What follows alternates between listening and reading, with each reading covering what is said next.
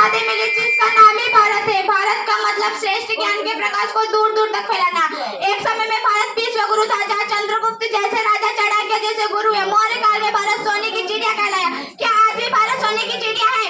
नहीं। 50% लोगों के पास आज 2 वक्त की रोटी नहीं है। देश की बेटियां सुरक्षित नहीं है। गंगा जी से हम अपनी मैया कहते हैं, आज वो दूषित हो चुकी है।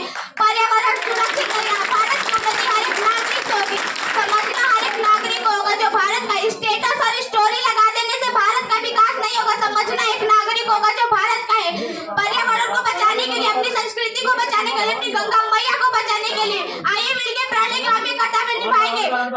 जो दुनिया में सुनाई दे उसे कहते हैं खामोशी, जो दुनिया में सुनाई दे उसे कहते हैं खामोशी, जो आंखों से दिखाई दे उसे तूफान कहते हैं, जो आंखों से दिखाई दे उसे तूफान कहते हैं। जो ये दीवार का चूरा के साथ चाइना, अमेरिका, पाकिस्तान साजिश हो गई है, मगर हम अपने से मगर हम इस अपने घर का रोशनदान कहते हैं, मगर हम इस अपने घर का रोशनदान कहते हैं।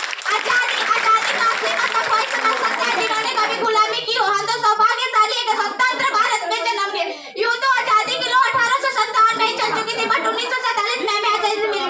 उस भारत को आजादी मिली जिसका नाम ही भारत है। जो औरत के घर में हालत हो जाया करते हैं, प्यार भी भरपूर गया, मांग का सिंदूर गया, नन्हे नहालों की लंगोटियां चली गई, छोटी छोटी बेटियों की चोटियां चली गई, बाप की कमाई गई, भाई की पढ़ाई गई। एक ऐसा विस्फोट हुआ कि जिस्म की सारी बॉडियां ही चली गई, जिस्म की सारी बॉडियां ही चली गई।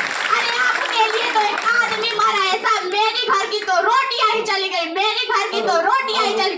ऐसे हालत होने पर एक माँ अपने बेटों को सराज में भेज देती है। क्या आपकी और हमारी जिम्मेदारी नहीं है कि हम भी अपने देश के लिए